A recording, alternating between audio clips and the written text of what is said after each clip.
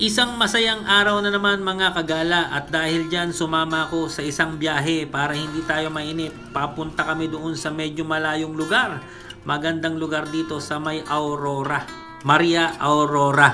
Dahil dyan marami tayong mga nakita na mga pasyalan, mga delicacies nila, no guys?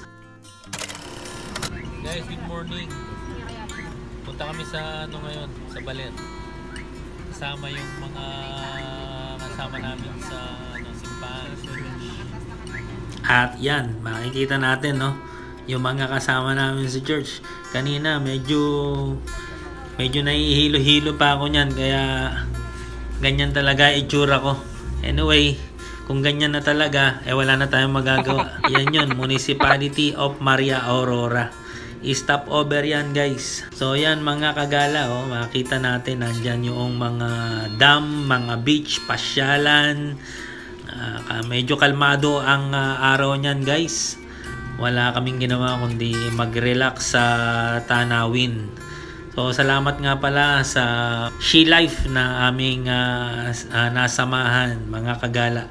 Dahil yan sa inyo para makarating tayo sa pasyalan dito sa Baler. Yun guys, makikita ninyo mga kagala kung papaano ginagawa ang mga drone shot dito sa may Balite.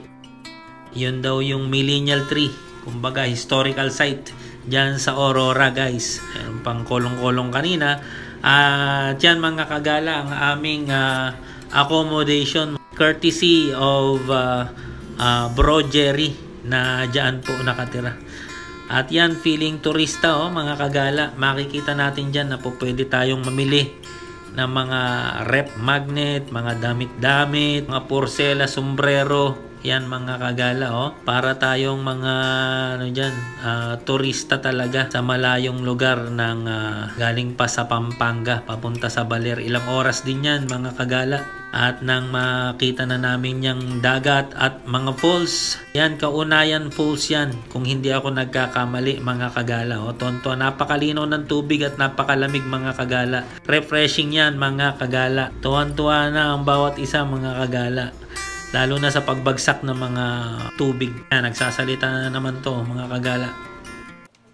Good morning guys. So yun, tapos na yung day 1 namin. Kagigising lang namin ng ngayong day 2. Madaling araw nakapagsangag na kami, nakapag-almusal. At pagkatapos nagsipagkantahan sa videoke dito sa may tabi ng swimming pool. Kaya ngayon po pagkatapos na ito, titignan po natin kung saan naman po kami pupunta. At yun na nga mga kagala, ikot-ikot tayo kung ano mga mabibili rito sa Baler.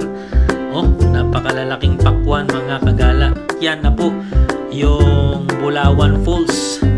Yan, mula sa Baler medyo 2 oras pa ata, kaya medyo pagod-pagod na naman sa biyahe, pero sulit mga kagala. At yan na nga po ang pakwan.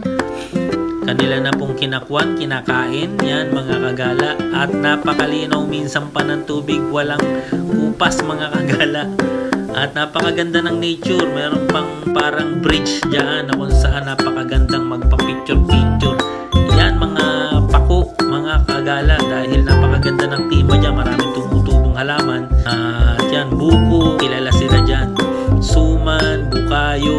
Kung may magkaroon kayo ng panahon, pasyal kayo mga kagala, hindi kayo magsisisi. Maganda rin yung klima dyan mga kagala. Hindi siya mainit kasi umaambon, muulan, mamaya medyo payapa na.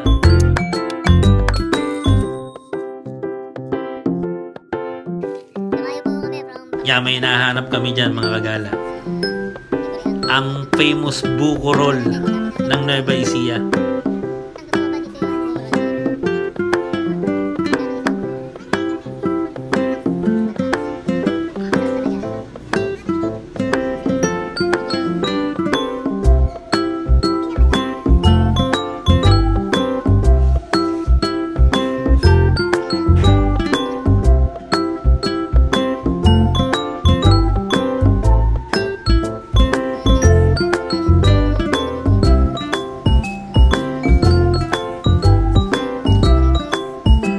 Yan na nga mga kagala, Sana ating pagsusumikap na makakuha at makapasyal at makasama kayo sa mga lugar na aming pinupuntahan. Sana naman huwag niyong kalimutan i-heart and share at pipilitin natin sa mga susunod na ating mga paggala makasama namin kayo sa mga makabuluhan at relaxing na mga lugar. So mga kagala, huwag niyong kalimutan ang aking request. Lagyan natin ng heart mga kagala at ating i-share para naman patuloy tayong maging inspired sa pag-ikot-ikot ba. And malay natin pagdating ng araw lalabas tayo ng Pilipinas.